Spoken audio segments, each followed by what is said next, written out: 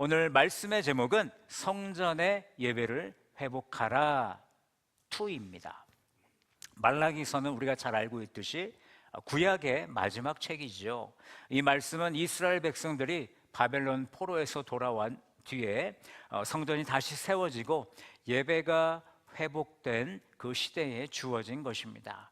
겉으로 보면 모든 것이 제자리를 찾고 있는 것처럼 보였습니다. 성전도 있고 제사도 드리고 있었기 때문이죠. 그런데 하나님은 안타깝게도 그들의 예배를 기뻐하지 않으셨다는 거예요.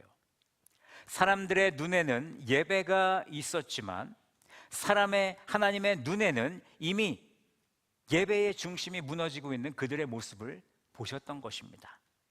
예배의 형식은 남아있는데 하나님을 향한 마음은 점점 식어가고 있었다는 것이죠. 여러분, 이 말씀은 그때 이스라엘 백성을 위한 그 말씀이 아닙니다.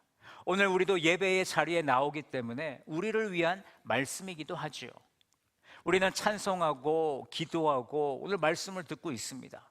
그러나 정말 중요한 것은 예배를 드리고 있다라는 그 사실 자체가 아니라 하나님께서 지금 우리가 드리는 이 예배를 기뻐 받으시는가?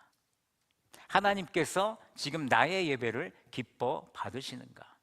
그것이 더 중요하다는 것이죠.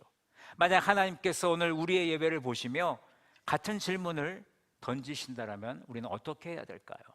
우리는 하나님 앞에서 자신을 돌아보게 될 것이고, 그리고 우리는 이렇게 물어야 할 것입니다. 주님, 우리의 예배는 지금 무엇을 회복해야 합니까?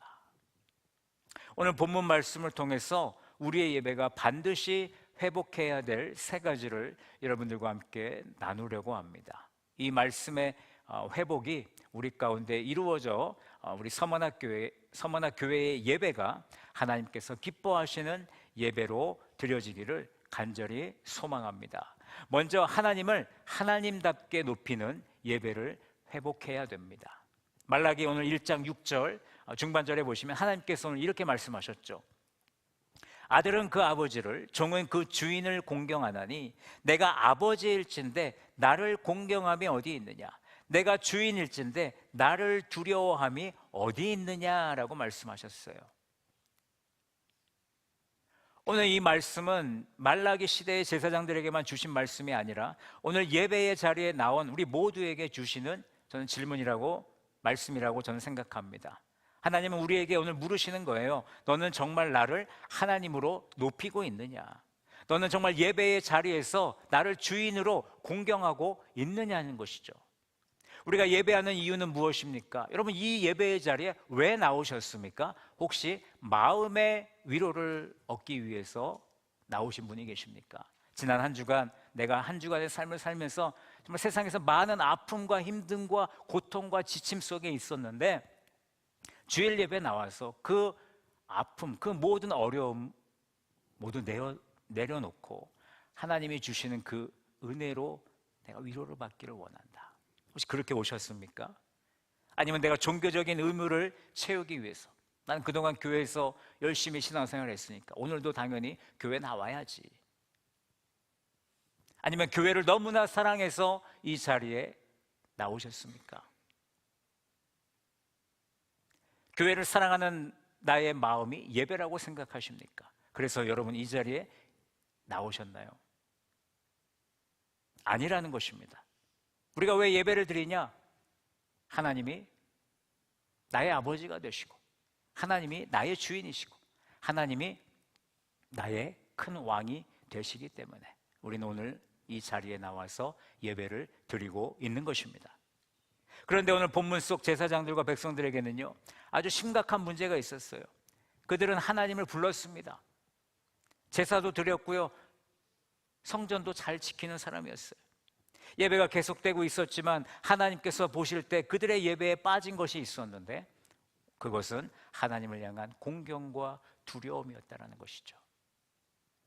입술로는 하나님을 불렀지만 마음으로는 하나님을 높이지 않았습니다. 손에는 재물이 있었지만 그들의 중심에는 하나님을 향한 경외심이 없었다는 거예요. 그래서 예배는 드리고 있었지만 그 예배는 점점 병들어가고 있었다는 것이죠. 사랑하는 성도 여러분, 예배가 무너질 때 가장 먼저 약해지는 것이 바로 하나님을 경외하는 것입니다. 하나님 앞에 서 있다라는 두려움과 경건함이 없어지는 거예요. 그러면 예배당에 와 있어도 우리의 마음은 어떨까요? 하나님을 바라보지 않고 하나님을 경외하지 않기 때문에 우리의 마음은 다른 곳에 가 있는 것이죠.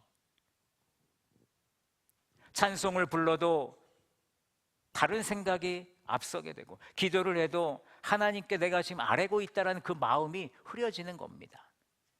습관적인 기도가 되는 거죠. 말씀을 들어도 하나님의 말씀으로 받지 않고 내 기준으로 평가하거나 듣고 싶은 것만 들어서 은혜를 받으려고 하는 그런 우리의 모습들이 있다는 겁니다.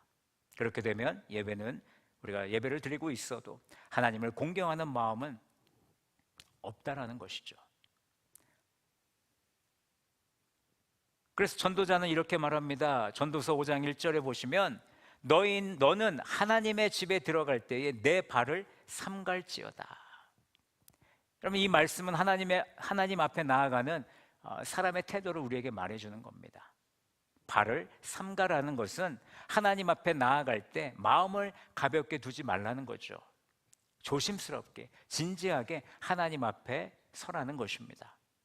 자세를 삼가고 나의 태도를 삼가고 나의 중심을 바로 하라는 것이죠.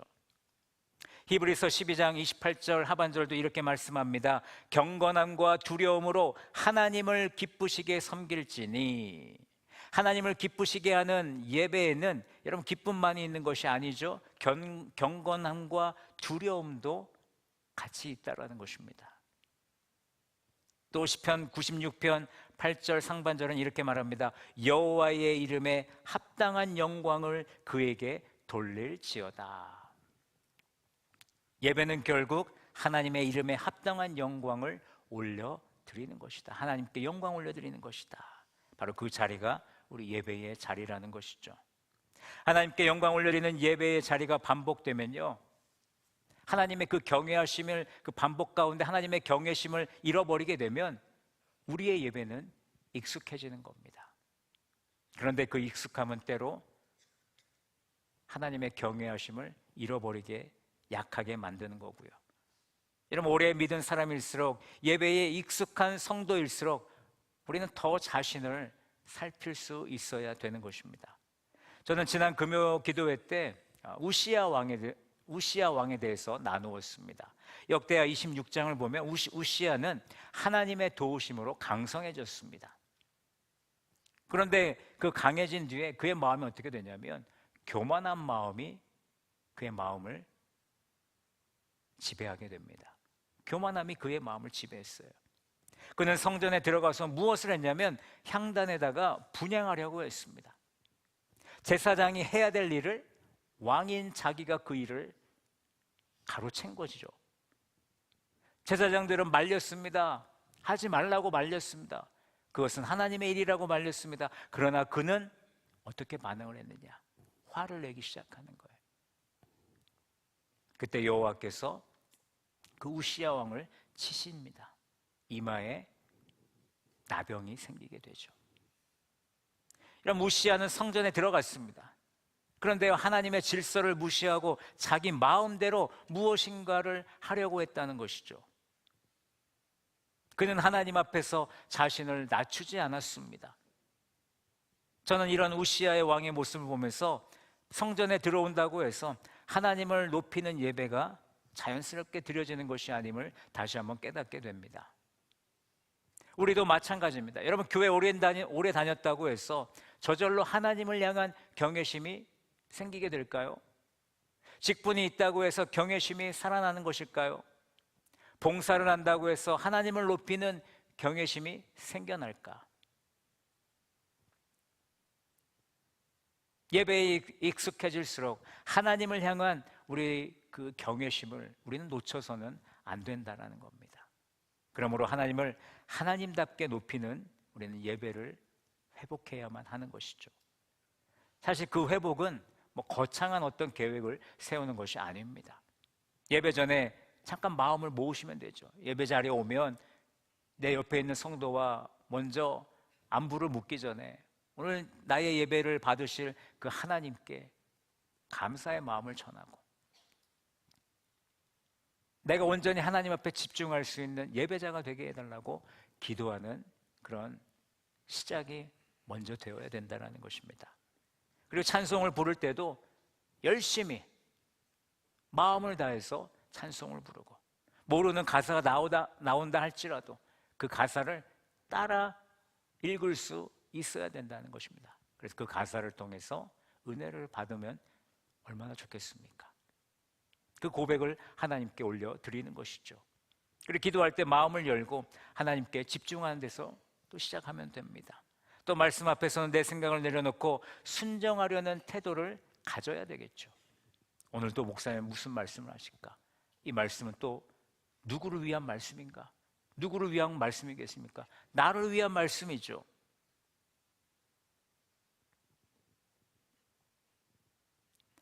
그래서 이 예배 시간에 나의 주변에 있는 환경을 바라보는 것이 아니라 사람을 바라보는 것이 아니라 지금 이 자리에 나와 함께 하시는 우리 예배에 함께 하시는 하나님의 임재를 우리는 집중해야 된다는 것입니다. 사랑하는 성도 여러분, 정말 우리 교회의 예배가 다시 회복되기를 원하십니까? 그렇다면 먼저 하나님이 우리 예배 가운데 가장 먼저 높아지셔야 됩니다. 우리의 찬송 가운데 하나님을 향한 공격이 살아나야 됩니다. 말씀을 듣는 자리마다 하나님 앞에 선 거룩한 두려움이 여러분 개개인에게 회복이 되어야 합니다. 하나님을 하나님답게 높이는 예배를 회복하는 우리 서문학교회가 되기를 간절히 소망합니다. 다음으로 하나님께 최선을 드리는 예배를 회복해야 됩니다. 하나님을 높이는 마음은요, 우리의 말로만 끝나서는 안 됩니다. 우리의 생각으로 끝나서는 안 됩니다. 그 마음은 하나님께 무엇을 드리느냐로 나타나야 되는 것이죠. 그래서 우리는 오늘 이 질문 앞에 서야 되는데 함께 그 질문을 읽어보도록 하겠습니다. 다 같이 읽습니다. 시작. 나는 지금 하나님께 무엇을 드리고 있습니까? 나는 지금 무엇을 하나님께 드리고 있습니까? 우리는 하나님께 예배를 드린다라고 말을 하죠. 오늘도 주일 성전에 나와서 찬송을 드렸고 기도를 드렸고 헌금도 드리고 시간도 드리고 봉사도 우리가 드리고 있습니다. 그런데 중요한 것은 단지 무엇을 드리느냐가 아니라 하나님께 무엇을 어떤 마음으로 드리고 있는가. 오늘 말라기 1장 8절 중반전을 보세요. 하나님은 아주 직접적으로 우리에게 말씀해 주십니다. 우리 그 말씀을 함께 읽어봅니다. 시작. 너희가 눈먼 희생 제물을 바치는 것이 어찌 악하지 아니하며 저는 것 병든 것을 드리는 것이 어찌 악하지 아니하냐. 아멘. 여러분, 이스라엘 백성은 빈손으로 오지 않았어요. 제물을 다 가지고 왔습니다. 그렇죠? 근데 겉으로 보면 그들은 예배를 잘 드린 것 같아요. 그런데 하나님은 그들의 예배를 기뻐받지 않으셨다는 겁니다. 왜입니까? 그들이 드리기는 했는데 하나님께 합당하게 드리지 않았다라는 것이죠. 희생 제물을 드렸는데 눈먼 것, 저는 것, 병든 것을 하나님께 드렸습니다. 그들이 실수한 것일까요? 저는 그렇게 생각하지 않습니다. 그들의 희생 제물은 결국에 그들의 마음을 보여주는 것이죠. 가장 좋은 것은 자기 손에 남겨두고 하나님께 흠 있는 것을 드렸습니다. 하나님께 드리는 일보다 자기 손해를 줄이는 일이 더 중요해 보였습니다. 그러니 제사가 있어도 예배는 병들 수밖에 없는 것이었습니다. 이 말씀은 오늘 우리에게도 그대로 질문하고 있습니다. 우리는 지금 하나님께 무엇을 드리고 있는가? 오늘 우리는 양이나 염소와 같은 그런 가축을 제물로 드리지 않습니다. 너무나 감사하죠. 왜냐하면 예수 그리스도께서 십자가의 죽으심으로 더 이상 이런 제물이 피의 제사가, 피의 예배가 필요 없게 된 것입니다.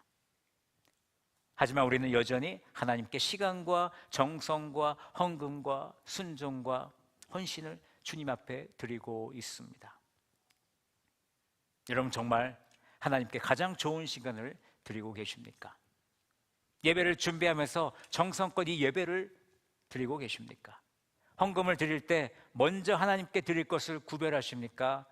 남은 돈을 하나님 앞에 드리십니까? 말씀 앞에서는 순종으로 정말 그 말씀에 응답하고 계십니까? 맡겨진 자리에서는 하나님께 드리듯 정말 헌신을 다하고 있습니까? 오늘 본문에 보면 하나님은 더 강한 말씀을 우리에게 해주고 계세요. 1장 8절 후반부에 보시면 우리 한번 같이 읽어보겠습니다. 시작. 이제 그것을 너희 총독에게 드려보라. 그가 너를 기뻐하겠느냐? 너를 받아주겠느냐?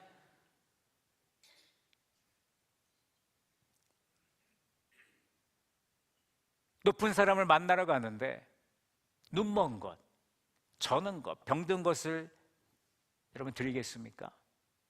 어떻게 해서든 그 사람에게 정말 가장 좋은 것을 드려서 그 사람으로부터 인정받고 그 사람으로부터 나를 기억해달라는 그 마음으로 그 예물을, 그 선물을 준비하지 않겠습니까? 총독을 만나러 가면서도 이렇게 좋은 것을 준비하면서 만군의 여호와 앞에 나오는 그 예배자들은 그렇지 못했다라는 것이죠. 왜냐고요? 바로 예배가 무너졌기 때문입니다. 그러므로 우리는 이 질문을 피할 수가 없습니다. 나는 하나님보다 다른 약속을 더 철저히 준비하고 있지는 않은가? 하나님의 예배보다 다른 사람들과 내 주변의 지인들과의 약속을 더 중요하게 여기고 있지는 않은지, 나는 하나님 앞에 나오는 일보다 세상 앞에 서는 일을 더 중요하게 여기고 있지는 않은지, 나는 하나님께 드리는 예배를 내 삶의 중심으로 두고 있는지 한번 여러분 스스로에게 질문을 해보라는 것이죠. 저는 여기서 사무엘하 24장에 나오는 다윗의 모습을 보았습니다. 다윗이 범죄를 하고 말았습니다. 백성을 카운트하게 된 거죠. 지금 이스라엘 백성이 얼마나 있는가 인구조사를 했습니다.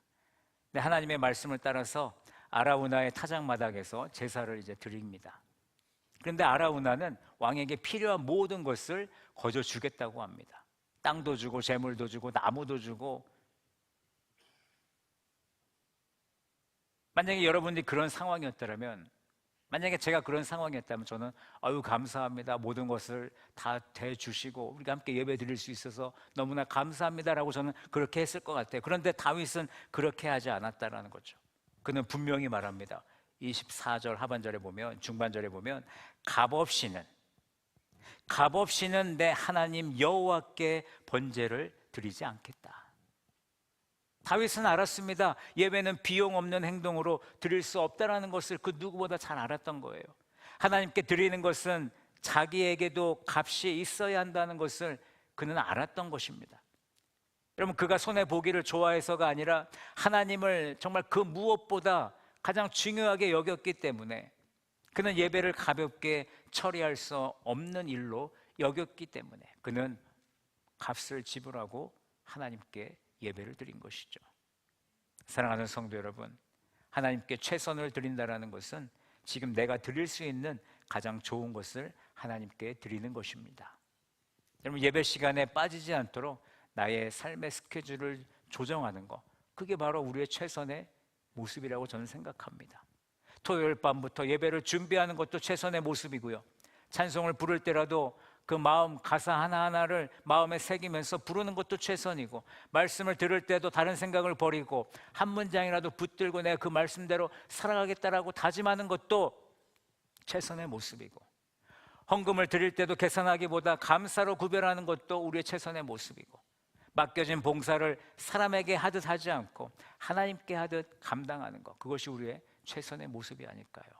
그것이 바로 내가 지금 드릴 수 있는 가장 좋은 것을 하나님께 드리는 우리의 예배자의 모습이라는 것이죠. 저는 생각해 봤어요. 하나님께 최선을 드리는 것은 무엇일까? 결국 하나님을 얼마나 사랑하느냐, 바로 사랑의 문제라는 것입니다. 여러분, 억지로 짜내는 열심으로는요, 이 하나님을 사랑하는 일을 오랫동안 감당할 수 없습니다. 교회를 사랑하는 마음으로도요, 여러분 하나님을 사랑할 수가 없어요. 하나님을 귀하게 여기면 예배도 귀하게 여깁니다. 하나님을 사랑하면 하나님께 드리는 시간도 사랑하게 될 것이고, 하나님께 드리는 헌금도 사랑하게 될 것이고, 은혜를 아는 사람은 하나님께 허술하게 드리고 싶어하는 마음을 갖지 않는다라는 것이죠. 여러분 얼마나 하나님을 사랑하고 계십니까? 잠언 3장 9절은 말씀하죠. 내 재물과 내 소산물의 처음 익은 열매로 여호와를 공경하라. 여러분, 처음 것을 드린다라는 것은 하나님을 앞자리에 모시는 삶의 모습입니다. 하나님을 사랑하면요, 처음 것을 하나님께 드릴 수 있습니다. 또 로마서 12장 1절 하반절에 보면, 중반절에 보면 너희 몸을 하나님이 기뻐하시는 거룩한 산 제물로 드리라고 하지 않습니까? 예배당 안에서만의 이 한 시간의 이 예배가 하나님께 드려지는 제사가 아니라 나의 삶 전체를 드릴 수 있는 여러분들의 삶의 예배, 삶의 제사를 드릴 수 있는 우리 성도들이 되기를 바랍니다. 그러므로 우리는 결단해야 됩니다. 주일을 가장 중요한 날로 여기고 예배를 가장 귀한 자리로 여기시기 바랍니다. 하나님께 드리는 모든 일에 내가 드릴 수 있는 가장 좋은 것을 드릴 수 있기를 간절히 바랍니다. 하나님은 흠 있는 재물에 만족하시는 분이 아니십니다. 하나님은 자기 백성이 하나님을 얼마나 귀하게 여기시는지를 보십니다.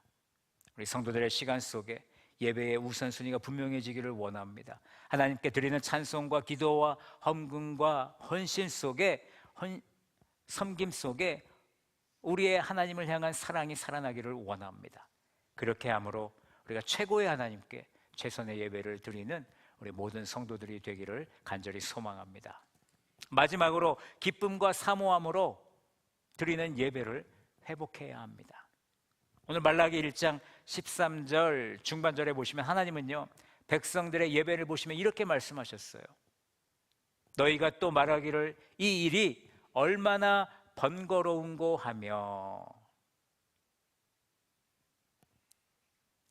예배를 드리는 사람들이 지금 어떻게 여기고 있습니까? 그 예배를 번거로워하고 있다는 것입니다. 그들은 성전에 머물러 있었고 재물을 가지고 왔고 자기 자리 잘 지키는 사람들이었습니다. 그런데 겉으로 보면 예배는 계속되고 있었지만 문제는 그들의 마음에 있었다라는 것이죠. 예배를 기쁨으로 여기지 않았습니다. 오히려 번거로운 것으로, 피곤하고 귀찮은 일로 여겼다라는 것이죠. 여러분, 예배가 무너질 때 나타나는 모습 가운데 하나는 예배를 당연하게 여기고 익숙하게 여기고 결국 그 예배를 번거롭게 여기는 것입니다. 여러분, 생각해 보세요. 처음에는 감사로 드리던 예배, 나를 구원해 주신 그 예수 그리스도, 나와 함께 하시는 성령님, 그 하나님께 얼마나 감사의 예배를 우리가 드렸습니까? 근데 그것이 시간이 지나면서 습관이 되고 예배 시간이 기다려지기보다 빨리 예배가 끝나기를 바라는 그런 마음들을 우리가 가지면서 어떤 간절함보다 형식이 되고 사모함보다 익숙함이 되는 그런 예배를 우리가 드리고 있습니다. 그런데 여러분, 예배는 원래 부담의 자리가 아니었습니다. 하나님을 만나는 자리입니다. 그리고 은혜를 기억하는 자리이죠.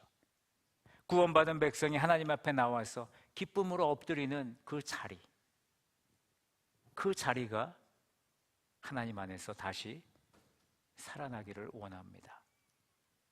다윗은 시편 122편 1절에서 이렇게 고백했습니다.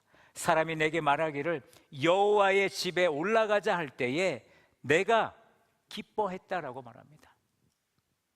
여러분, 다윗에게 예배는 부담이 아니었어요. 다윗에게 예배는 기쁨이었습니다. 억지로 끌려가는 자리가 아니라 마음이 먼저 달려가는 자리, 그 자리가 예배의 자리였다라는 것입니다.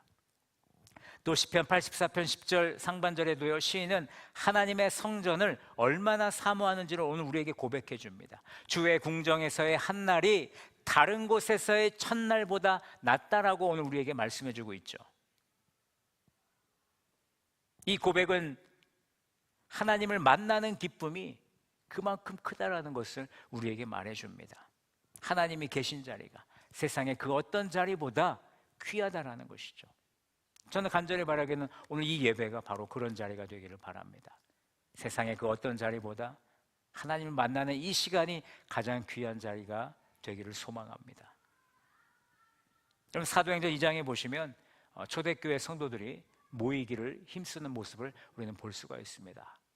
올해 우리 교회의 표어와 같은데 예배로 회복되고 부흥하는 교회, 우리 교회의 그 표어 구절이 바로 이 말씀을 베이스로 하고 있습니다. 그들은 예배를 생명처럼 여겼죠. 말씀을 듣고 기도하고 떡을 떼면서 교제하는 일을 기쁨으로 그들은 감당했습니다. 왜냐하면 그들에게 예배는 살아계신 주님을 만나는 자리였기 때문입니다. 오늘 우리의 모습은 어떻습니까? 예배가 정말 기다려지고 있습니까? 정말 주일이 이 시간이 정말 기쁨의 시간으로 여겨지고 있습니까? 하나님 앞에 나오는 일이 여전히 정말 기대가 되십니까? 아니면 어느새 익숙한 의무가 되어 예배를 나가나 안 나가나 아무런 감흥이 없는 그런 삶을 혹시 예배자의 삶을 살고 계십니까? 예배를 드리지만 마음 깊은 곳에서는 또 예배 시간이구나, 또 내가 해야 될 일을 해야지, 이런 무거움이 혹시 자리를 잡고 있지는 않습니까? 저는 이 말씀을 준비하면서 우리 교회의 심장 금요 기도회가 떠올려지더라고요. 금요일 저녁 8시에 우리가 금요 기도회를 드리거든요. 그런데 7시만 되면 마음이 불안해지기 시작하는 거죠. 목사님은 나와서 120명의 성도가 함께 기도하자 그러는데 나가야 되나 말아야 되나, 약속이 있고 또 저녁을 먹어서 당 스파이크가 올라가니까 또 너무 피곤해서 졸아야 되고 자야 되고. 이런 번거로운 마음보다 저는 간절히 바라기는 기쁨과 사모함으로 여러분 금요기도에 함께 나오시기 바랍니다. 그래서 우리가 함께 부르짖기를 원합니다. 우리 교회 심장 박동이 막 뛰어야지, 심장이 막 힘이 없어가지고 줄어들면 어떻게 되겠습니까? 저는 간절히 바라기 이번 금요기도회 때 우리 모두 함께 보기를 간절히 소망합니다. 제가 이렇게 강조하는 이유는 여러분, 예배를 번거롭게 여기는 문제는 결국 하나님을 향한 사랑의 문제이기 때문입니다.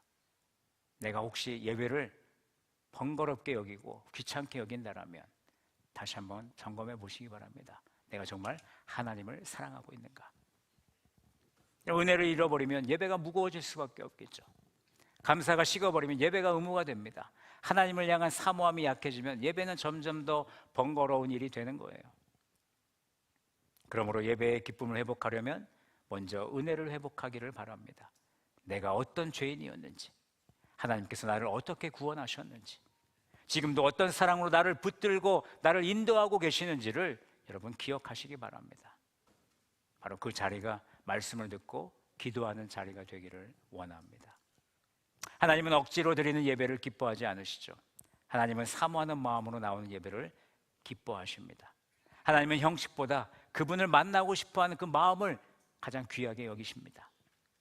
기쁨으로 드리는 찬송을 기뻐하시고, 은혜를 사모하는 기도를 기뻐하시고, 말씀을 기다리는 심령을 기뻐하십니다. 그러므로 우리는 이렇게 기도했으면 좋겠습니다. 주님, 예배가 나의 삶에 짐이 되지 않기를 원합니다.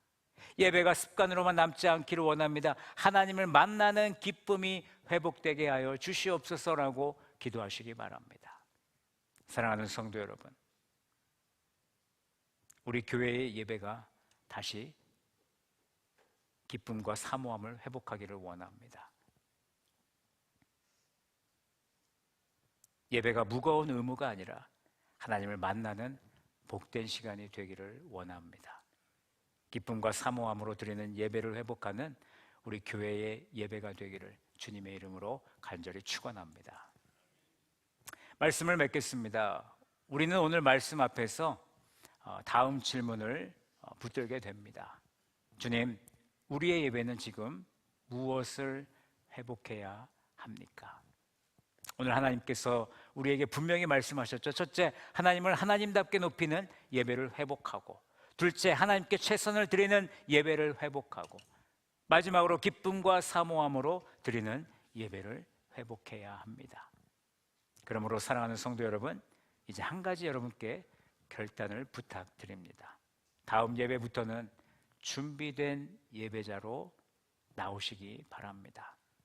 예배 시간에만 앉아있는 사람이 아니라 예배 전에 마음을 준비하시고 하나님께 드릴 시간, 헌금, 마음을 구별하여 기도로 예배를 드리고 기쁨으로 주님 앞에 나아가는 성도가 되시기 바랍니다.